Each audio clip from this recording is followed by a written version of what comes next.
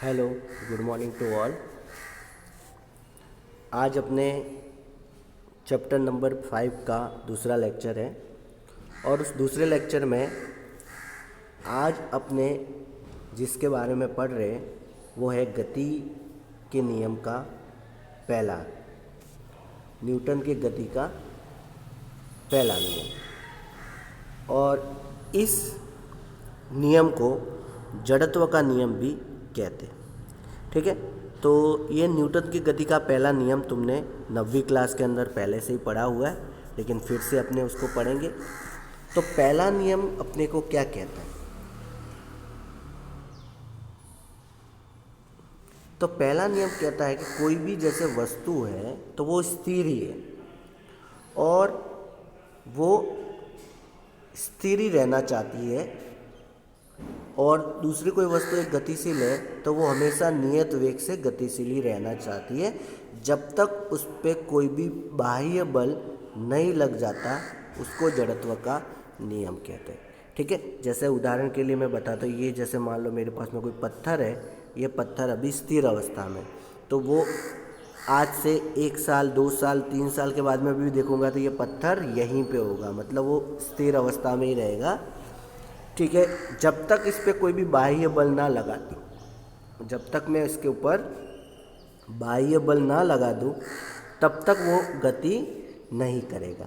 ठीक है, इसी तरह मान लो कि कोई भी जैसे अंतरिक्ष के अंदर कोई भी जैसे पार्टिकल जा रहा है, एक नियत वेग से पार्टिकल जो है वो गति कर रहा है, तो नियत वेग से ही वो गति करेगा, कभी भी रुकेगा नहीं। ठीक है, जब तक उस पर कोई भी बाह्य बल ना लगा दे तब तक वो नियत वेग से ब्रह्मांड के अंदर गति करता रहेगा। तो यही जो है वो न्यूटन के गति का पहला नियम है, जड़त्व का नियम है। अब इस न्यूटन के गति के पहले नियम जड़त्व के नियम में भी अलग अलग भाग है, उसके बारे में अपने यहाँ पे पढ़ेंगे। ठीक है, तो न्यूटन के गति के प्रथम नियम के उदाहरण जो है उसमें पहला है विराम का जड़त्व। विराम का जड़त्व में यही है जो पहला अपने ने पढ़ा, कोई वस्तु है वो स्थिर अवस्था में है तो वो हमेशा स्थिर अवस्था में ही रहने की कोशिश करती है। ठीक है, इसके ऊपर थोड़ा सा बल लगाऊँ तो भी वो गति नहीं करती, और बल लगाऊँ तो भी गति नहीं करती, और ज़्यादा बल लगाता हूँ तब वो गति करता है। कहने का मतलब ये है कि ये जो वस्तु है अपनी जगह पे ही रहने की कोशिश करती है, उसको गति करना अच्छा नहीं लगता। ठीक है, वो वस्तु जहाँ है वहीं की वहीं रहने की कोशिश करती है, इसी को अपने विराम का जड़त्व अपने कहते हैं। ठीक है, तो इसीलिए विराम का जड़त्व का मतलब यही है कि यदि कोई वस्तु विराम अवस्था में है तो विराम अवस्था में ही रहती, अर्थात स्वयं गति प्रारंभ नहीं कर सकती, तो उसको बोलते हैं विराम का जड़त्व। तो इसका उदाहरण जो है यहाँ पे अपने को दिया हुआ है कि तुमने भी देखा हुआ होगा कि एक ग्लास है, ठीक है, और इस ग्लास के ऊपर एक कार्डबोर्ड रखा है और कार्डबोर्ड के ऊपर मैंने एक कॉइन रखा है। ठीक है, अब जैसे ही मैं इस कार्डबोर्ड के ऊपर बल लगाऊंगा तो कार्डबोर्ड तो जो है वो हट जाता है, लेकिन जो सिक्का है वो वहीं रहता है और सिक्का जो है वो ग्लास के अंदर गिर जाता है। तो कहने का मतलब क्या है कि कार्डबोर्ड स्थिर अवस्था में था, कॉइन भी स्थिर अवस्था में था, लेकिन जब मैंने बल लगाया तो कार्डबोर्ड जो है वो गति कर लिया, लेकिन कॉइन जो है वो अभी भी स्थिर अवस्था में ही था, इसलिए वो उस ग्लास के अंदर गिर गया। तो इसी को विराम का जड़त्व का उदाहरण अपने बोल सकते हैं। ठीक है, फिर इसी तरह बहुत सारे अलग अलग तरह के उदाहरण जो है वो यहाँ पे दिए हुए। तो इसी तरह जैसे कि दूसरा जो नियम है गति का जड़त्व का नियम, गति का जड़त्व का नियम में क्या कहता है कि कोई भी वस्तु एक समान गति करती हुई वस्तु स्वयं त्वरित नहीं होती है, या स्वयं जो है वो अपमंदित नहीं होती है। ठीक है ना, तो ये इसको अपने बोलते हैं गति का जड़त्व का नियम। मतलब कोई भी वस्तु है, ये वस्तु है नियत वेग से गति कर रही है, तो वो नियत वेग से ही गति करती जाएगी बराबर, नियत वेग से ही गति करेगी, अपने आप वो जो है वो ना तो उसकी गति को परिवर्तित अपने आप नहीं कर सकती, तो उसी को गति का जड़त्व का नियम कहते हैं। ठीक है, अब इसके भी उदाहरण जो है वो अपने ने लास्ट लेक्चर में भी पढ़े थे। ठीक है, कि जब कोई आदमी जो है वो ट्रेन के अंदर बैठा हुआ है, ट्रेन भी चल रही है, तो अचानक ट्रेन जब रुकती है तो आदमी जो है वो आगे की तरफ झुक जाता है। क्यों? क्योंकि वो आदमी ट्रेन के साथ में गतिशील होता है। ट्रेन तो रुक जाती है लेकिन आदमी अभी भी गतिशील है, इसलिए वो आगे की तरफ जो है वो झुक जाता है। तो इसको ही गति का जड़त्व का नियम कहते हैं, इसका दूसरा नियम। तो इसमें भी बहुत सारे उदाहरण दिए हुए हैं। फिर तीसरा है दिशा का जड़त्व। दिशा का जड़त्व के अंदर क्या है कि वस्तु का वह गुण जिसके कारण वह स्वयं की गति की दिशा में परिवर्तित नहीं कर सकता, मतलब स्वयं अपनी दिशा को परिवर्तित नहीं कर सकता, उसको दिशा का जड़त्व का नियम कहते हैं। तो इसका भी उदाहरण तुमने देखा होगा कि जब कोई भी तुम कार में बैठे हुए हो और अचानक जो कार जो है वो टर्न मारती है, ठीक है, तो अंदर जो आदमी बैठा है वो बाहर की तरफ गिरने की कोशिश करता है, बराबर ना। ठीक है, तो वो इसीलिए होता है क्योंकि उसकी दिशा परिवर्तित हो रही है, लेकिन अंदर जो बैठा आदमी है वो दिशा को परिवर्तित नहीं करना चाहता, वो सीधा ही जाने की कोशिश करता है, लेकिन गाड़ी ने तो टर्न मार लिया, तो इसीलिए वो उसका जो शरीर है वो बाहर की तरफ झुकने लगता है। तो ये अपने जो थे वो गति के नियम थे। तो गति का प्रथम नियम यही है कि कोई वस्तु जो है वो स्थिर अवस्था में है तो वो स्थिर अवस्था में ही रहने की कोशिश करती है, और गतिशील है, निश्चित वेग से गति कर रही है तो वो गति ही करने की कोशिश करेगी जब तक उस पर कोई बाह्य बल नहीं लग जाए। और गति के नियम के 3 उदाहरण हैं, विराम का जड़त्व, गति का जड़त्व और दिशा का जड़त्व। फिर इसके बाद में आता है सबसे इम्पॉर्टेंट बात है संवेग। ठीक है, संवेग क्या होता है इसके बारे में अपने ने 9th क्लास में भी पढ़ा था। तो संवेग जो होता है वो किसी वस्तु के द्रव्यमान और वेग के गुणनफल को संवेग कहते हैं। मतलब कोई भी वस्तु का द्रव्यमान और वेग इन दोनों का गुणनफल करें तो संवेग कहते हैं, बराबर। तो द्रव्यमान तो अदिश राशि होती है, वेग जो है वो सदिश राशि होती है, तो संवेग भी क्या होती है, एक सदिश राशि होती है, बराबर। तो ये संवेग का ज्ञात करने का सूत्र है P बराबर m/v। ठीक है, तो जैसे मैं एक उदाहरण देता हूँ, जैसे मेरे पास में एक पत्थर है, उस पत्थर का द्रव्यमान m है और ये पत्थर v वेग से गति कर रहा है, तो अपने बोलेंगे कि इस पत्थर का संवेग कितना है, तो P बराबर mv। इस तरह से द्रव्यमान और वेग के गुणनफल से अपने उसका संवेग ज्ञात कर सकते हैं। ठीक है, तो यहाँ पे यही सब दिया हुआ है कि वेग, वस्तु के द्रव्यमान व वेग के गुणनफल को रेखीय संवेग कहते हैं। रेखीय संवेग का सूत्र बताया P वेक्टर बराबर mv वेक्टर, बराबर। अब P के ऊपर वेक्टर है, इसका मतलब ये सदिश राशि है। ठीक है, और इसका जो मात्रक होगा वो मात्रक होगा, देखो अपने को सूत्र पता है P बराबर mv। ठीक है, इसी सूत्र से मात्रक निकालेंगे। m द्रव्यमान का मात्रक क्या होता है, किलोग्राम, और वेग का मात्रक क्या होता है, मीटर पर सेकेंड। तो ये इसका मात्रक हो जाएगा किलोग्राम मीटर पर सेकेंड, बराबर। तो यहाँ पे लिखा है किलोग्राम मीटर पर सेकेंड, और उसकी विमा भी अपने दर्शा सकते हैं।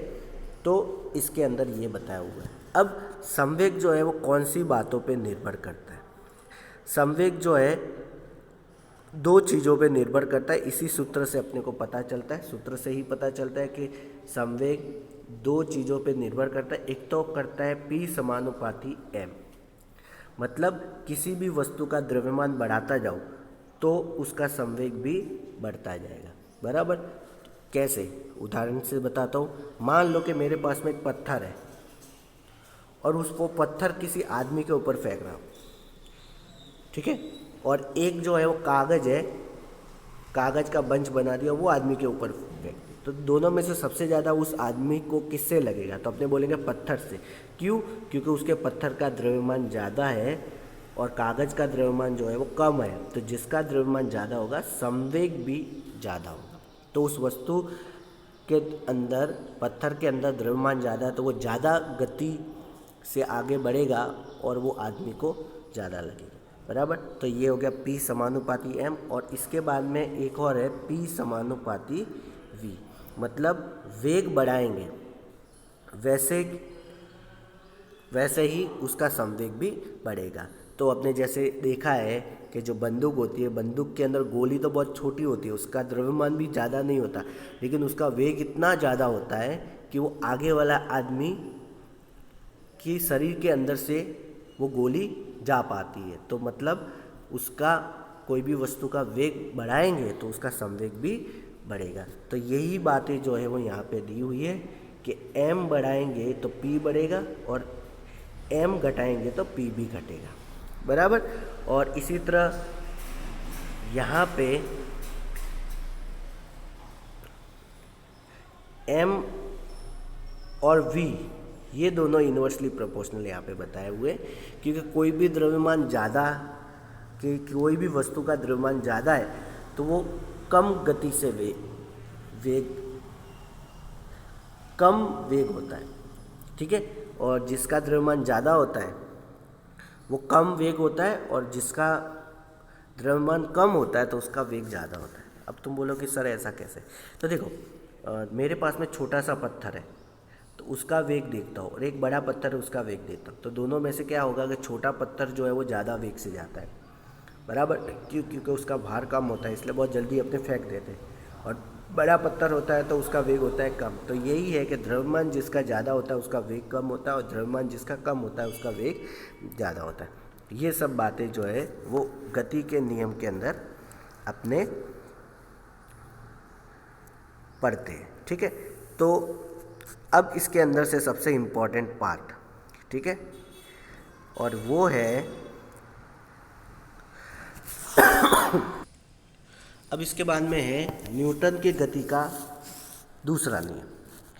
न्यूटन की गति का दूसरा नियम ये कहते हैं कि अपने ने जो संवेग पढ़ा है, ठीक है, जो अपने ने संवेग पढ़ा, उस संवेग के परिवर्तन की दर को अपने बोलेंगे बल, ठीक है। ये वाला सूत्र तुमने 9वीं क्लास के अंदर भी पढ़ा था कि अपने ऐसा कहते हैं कि न्यूटन की गति का दूसरा नियम ये कहता है कि अपने पास में जो संवेग है उस संवेग को समय के सापेक्ष परिवर्तित करो। समय के सापेक्ष d/dt, t मतलब होता है समय। तो संवेग जो है वो समय के सापेक्ष अपने परिवर्तित करे, या अपने उसको ऐसा बोल सकते हैं संवेग में परिवर्तन की दर जो होती है वो उसके ऊपर आरोपित बल के समानुपाती होती है, मतलब F समानुपाती dp/dt, बराबर। तो संवेग में परिवर्तन की दर उसके ऊपर आरोपित बल के समानुपाती होती है। ये न्यूटन की गति का दूसरा नियम कहता है। तो इसके अंदर जब F समानुपाती dp/dt है तो समानुपाती की जगह पे फिर समानुपाती नियतांक आएगा, k आएगा। तो k जो है अपना समानुपाती नियतांक है, और उसका k का मान कितना रखा है 1। तो अपने को सूत्र यहाँ पे क्या मिला, F बराबर dp/dt। अब संवेग तो सदिश राशि है और बल भी क्या है, सदिश राशि। तो यहाँ पे क्या मिला, F बराबर dp/dt, ये अपने को सूत्र मिला, ठीक है। अब इसको आगे देखो, अब अपने को सूत्र जो मिला वो है F बराबर dp/dt, ये उसका सदिश। अब देखो P मतलब क्या होता है, तो अपने ने पढ़ा है कि P इक्वल टू होता है mv, ये संवेग का सूत्र है। तो ये मैं सूत्र यहाँ पे लगा दूँ, तो ये सूत्र यहाँ पे लगाओ तो F सदिश इक्वल टू d/dt, तो ऐसे ही आएगा, और अंदर P की जगह पे आ जाएगा mv वेक्टर। अब देखो mv वेक्टर में m जो होगा, कोई भी वस्तु है तो उस वस्तु का द्रव्यमान तो कांस्टेंट होगा, फिक्स होगा। v जो है वेग उसका बदल सकता है, लेकिन द्रव्यमान तो उसका बदल नहीं सकता। तो m को अपने ने क्या रखा, आगे रखा। ठीक है, तो m को मैं हटा देता हूँ, यहाँ पे। तो ये m मैंने हटा दिया और m को क्या रख दिया, आगे। तो F बराबर m dv/dt। तो तुमने आगे पढ़ा था कि dv/dt किसके इक्वल होता है, वेग में परिवर्तन की दर को क्या बोलते हैं, वेग में परिवर्तन की दर को बोलते हैं त्वरण a। तो यहाँ पे dv/dt की जगह पे आ जाएगा a। तो फाइनल अपना जो आंसर होगा वो देखो m dv/dt की जगह पे आ गया a। तो यहाँ पे फाइनल आंसर आ गया F बराबर ma। तो ये न्यूटन के गति का दूसरा नियम है। तो न्यूटन के गति का दूसरा नियम ये है कि जब कोई भी वस्तु जिसका द्रव्यमान m है और उसके अंदर वेग में परिवर्तन हो रहा है, और अपने ने पढ़ा है कि वेग में जब परिवर्तन होता है तब त्वरण उत्पन्न होता है।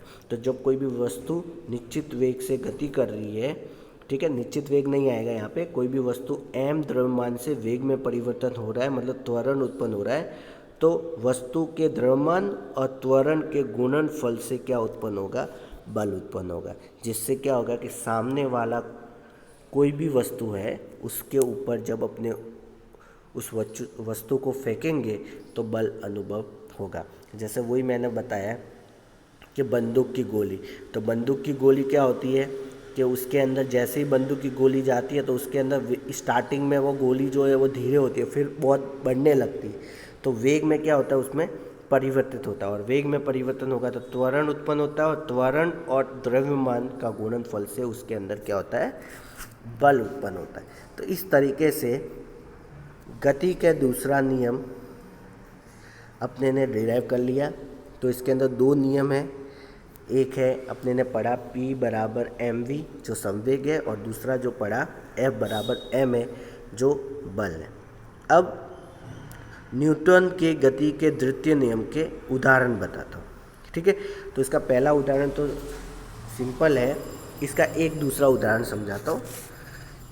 एक आदमी जो है वो ऊपर से नीचे गिर गया, यहाँ से गिर गया नीचे। तो अपने देखते हैं कि जब कोई भी व्यक्ति ऊपर की ऊंचाई से डायरेक्ट गिरता है तो इसका जो फर्श है, फ्लोर है, वो बहुत ही कठोर है। तो जैसे ही वो आदमी यहाँ से गिरेगा तो ऊपर से गिर रहा है, मतलब उसका धीरे धीरे वेग बढ़ रहा है, गुरुत्वाकर्षण बल के कारण वेग बढ़ रहा है, और अचानक से वो जैसे फर्श के ऊपर गिरता है उसका वेग जो है वो 0 हो जाता है, बराबर। तो जब कोई भी व्यक्ति ऊपर किसी ऊंचाई से जब गिरता है और यहाँ पे जो फर्श है, फ्लोर है, वो बहुत ही कठोर है, तो जब वो व्यक्ति ऊपर से गिरता है तो अचानक से जैसे ही वो फ्लोर के ऊपर आता है उसका वेग 0 हो जाता है। और जब उसका वेग 0 हो जाता है तो उस जगह पे उसका बल जो है वो बल बहुत ही अत्यधिक हो जाता है, और जिससे क्या होता है, व्यक्ति को चोट लगती है। ठीक है, लेकिन इसी जगह पे मान लो कि मेरे पास में रेत है। अब आदमी ऊपर से नीचे गिरता है, तो ऊपर से नीचे गिरता है तो अब क्या रेत है, जिसके कारण जैसे ही इसके ऊपर ये आदमी इस फर्श के ऊपर गिरता है तो रेत के अंदर क्या होता है, उसका शरीर धंस जाता है। ठीक है ना, रेत के अंदर उसका शरीर धंस जाता है, जिससे क्या होता है कि उसका वेग अचानक से 0 नहीं होता, वो धीरे धीरे कम होता है और धीरे धीरे 0 होता है। जिससे क्या होता है कि वेग जो है वो डायरेक्टली 0 ना होके उसके वेग के अंदर धीरे धीरे परिवर्तन होता है, और उससे क्या होता है, इसके अंदर जो बल लगता है वो कम होने लगता है, धीरे धीरे कम होता है, जिससे उसको चोट जो है वो बहुत कम लगती है कंपेयर टू फर्श। इसीलिए रेत के अंदर उसको बल कम लगता है, क्योंकि वेग में परिवर्तन धीरे धीरे हो रहा है, इसलिए उसके ऊपर बल कम लगता है, जिससे आदमी को रेत के अंदर नहीं लगता। लेकिन जब फर्श के ऊपर वेग अचानक से 0 हो जाता है, जिससे उस आदमी को लगने की संख्या जो है वो ज़्यादा हो जाती है। तो ये जो है वो गति के दूसरे नियम से अपने उसको समझ सकते, बराबर ना। पहले नियम में भी यही बताया हुआ है कि क्रिकेटर है, बॉल ऊपर से आ रहा है तो उसको कैच कर रहा है, तो वो कैच करने के लिए क्या करता है, हाथ को थोड़ा पीछे की तरफ लेके जाता है। पीछे की तरफ इसलिए लेके जाता है कि जैसे ही गेंद उसके हाथ में टच करती है तो वो हाथ को धीरे धीरे पीछे की तरफ लेके जाता है, ताकि उस गेंद के अंदर के वेग को कम कर सके। और धीरे धीरे जैसे जैसे वेग को कम करेगा, उसको बल धीरे धीरे कम हो जाएगा और गेंद को आसानी से पकड़ सकता है। लेकिन मान लो कि वो हाथ को पीछे ना लेके जाए और डायरेक्ट आगे की तरफ लेके जाए और कैच करने की कोशिश करे, तो वेग अचानक से क्या हो जाएगा, जैसे ही उसके हाथ पे टकराएगा वो अचानक से वेग जीरो हो जाएगा, कम हो जाएगा। और जीरो होने से उससे क्या होगा कि उसके ऊपर बल ज़्यादा लगेगा, जिससे क्या होता है, हाथ पे लग जाता है और बॉल जो है वो हाथ से छूट जाती है। तो यहाँ पे समवेग के नियम से अपने ये सब जो है जानकारी जो है वो आराम से अपने पढ़ सकते, ठीक है। अब इसके बाद में है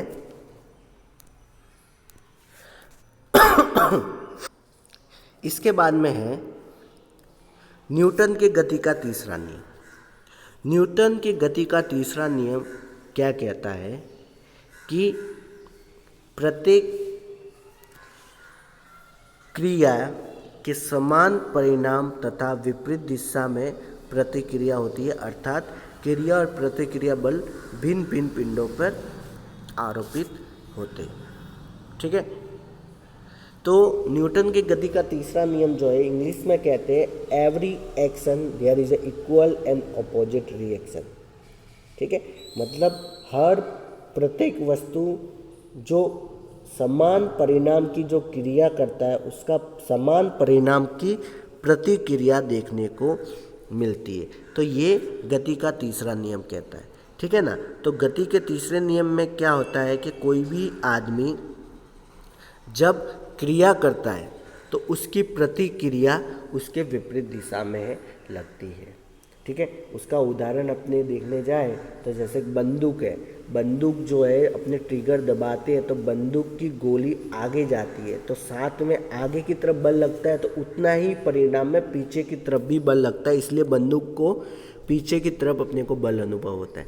इसी तरह जैसे मान लो कि तुम कोई नाव पार कर रहे हो, या मान लो ये आदमी चल रहा है, तो ये आदमी चल रहा है तो जितने बल से वो आगे की तरफ जाने की कोशिश कर रहा है बॉडी को, उतना ही वो जमीन को पीछे की तरफ धकेल रहा है, ठीक है ना। तो जब तुम चलते हो, देखना, नोटिस करना कि तुम आगे चलने के लिए धरती को, जमीन को पीछे की तरफ धकेल रहे हो, तो तुम जितने परिणाम से धरती को पीछे की तरफ धकेलोगे उतने ही परिणाम से तुम आगे बढ़ोगे, बराबर।